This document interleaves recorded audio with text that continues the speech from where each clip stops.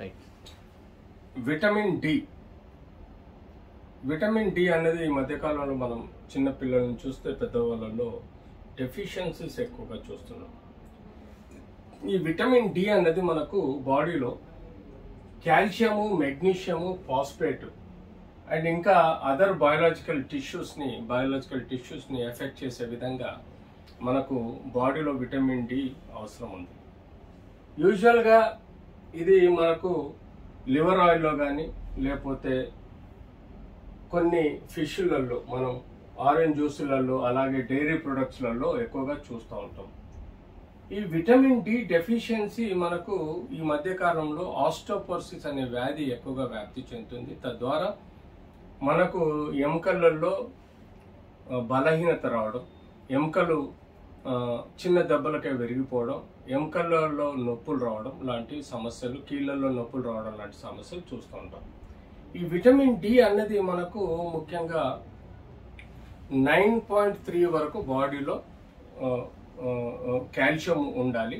దానికి తోడు above 30 to 60 వరకు విటమిన్ డి ఉండాల్సిన అవసరం ఉంది. ఇది రెండు రకాలుగా మనకు విటమిన్ D2 అండ్ D3 అంటే కొలెకాల్సిఫెరాల్ అనే ఒక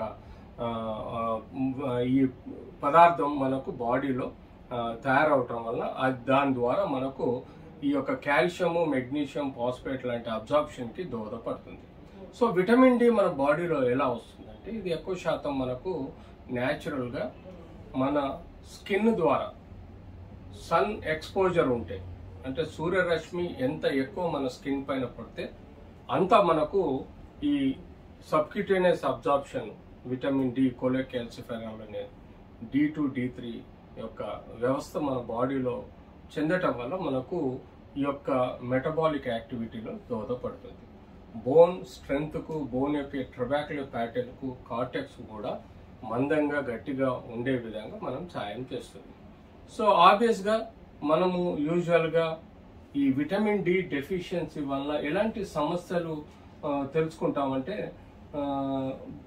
దీనిలో యూజువల్గా ఒళ్ళంతా వీక్గా అనిపించడము, బాడీ బోన్ ఏరియాలలో పెయిన్ రావడము, హెయిర్ లాస్ అవడము, అంతేకాకుండా కాల్షియం డెఫిషియన్సీతో పాటు విటమిన్ డి డెఫిషియన్సీ వల్ల బోన్ యొక్క బలహీనత రావడం, బోన్స్ ఫ్రెజైల్గా ఉండి ఈజీగా ఫ్రాక్చర్స్ అవడం లాంటి సమస్యలతో కూడా మనం బాధపడుతూ ఉంటాం. సో ఎప్పుడైతే మనకు ఈ యొక్క విటమిన్ డి డెఫిషియన్సీ అనిపిస్తుందో దానికి తగ్గట్టుగా మనము యూజువల్గా బ్లడ్ టెస్ట్ చేయడం, అంటే యూజువల్గా బ్లడ్ టెస్ట్ అంటే మనం న్యాచురల్గా విటమిన్ D3 టెస్ట్ బిలో 30 ఉంటే దాని అర్థం మనం డెఫిసిట్లో ఉన్నాం. సో విటమిన్ డి డెఫిసిట్ మనకు కనబడ్డప్పుడు మిగతా ఏమైనా సమస్యలు టెక్నికల్గా మనకు కనబడ్డప్పుడు పెథలాజికల్ ప్రాబ్లమ్స్ వాటిని రూల్ అవుట్ చేసుకోవడానికి ఎక్స్రేలు, సిటీ స్కాన్లు, ఎంఆర్ఐలు కానీ అవసరం ఉన్న చోట తీసుకోవాలి. అంతేకాకుండా మనం మినరల్స్ బాడీలో ఫాస్ఫేట్, మెగ్నీషియము, ఈ క్లోరైడ్, సోడియం వీటి అన్ని మినరల్స్ లెవెల్స్ కూడా బాడీలో ఎలా ఉన్నాయో మనం పరీక్ష చేసుకోవాలి. కాల్షియం లెవెల్స్ కూడా మనం పరీక్ష చేసుకోవాలి. ఆ తర్వాత మనం విటమిన్ డికి మనం ట్రీట్మెంట్ కంపల్సరీ తీసుకోవాల్సిన అవసరం ఉంటుంది. సో ఇందాక మీకు చెప్పినట్టుగా ఎవ్రీడే మనం ఎంత డోసు మనం విటమిన్ డి తీసుకోవాలంటే దాదాపుగా 60,000 యూనిట్స్ ఆఫ్ ఈ యొక్క విటమిన్ డి సప్లిమెంట్ ఓరల్గా ట్యాబ్లెట్ రూపంలో కానీ అది వారానికి ఒకసారి ఇవ్వడం జరుగుతుంది. ఇంజెక్షన్ రూపంలో అరాచిటల్ ఇంజెక్షన్స్ అని ఉంటాయి, లేకపోతే దానికి సంబంధించిన ఇంకా లేటెస్ట్ ఇంజెక్షన్స్ కూడా మన మార్కెట్లో అవైలబుల్ ఉన్నాయి. వాటితో పాటు మనం వారానికి ఒకసారి ఈ 60,000 యూనిట్స్ మనం తీసుకుంటూ ఉండాలి. సబ్సిక్వెంట్ ఇంజెక్షన్స్ కూడా సప్లిమెంట్ తీసుకోవాలి.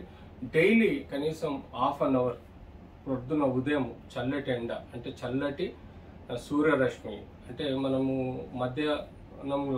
మధ్యాహ్నం ఎక్కువ చర్మాన్ని ఎక్స్పోజ్ చేసి పడుకున్నప్పుడు మనం చర్మం కాలిపోయే ఆస్కారం ఉంటుంది హీట్ వల్ల, టాలరేట్ చేయలేము. కాబట్టి ఎర్లీ మార్నింగ్ చల్లటి ఎండలో కూర్చున్నప్పుడు దానివల్ల అబ్జార్ప్షన్ బాగా విటమిన్ డి వచ్చి తద్వారా కూడా మనకు ఈ యొక్క విటమిన్ డి డెఫిషియన్సీని కూడా మనం మేనేజ్ చేయగలుగుతాం. సో ఇలా మనం విటమిన్ డి డెఫిషియన్సీని మనం సక్రమంగా ఆహార రూపంలో తీసుకోవాల్సింది కన్నా ఎక్కువగా సన్ ఎక్స్పోజర్ రూపంలో తీసుకుంటే మన ఆరోగ్యానికి కూడా చాలా మంచి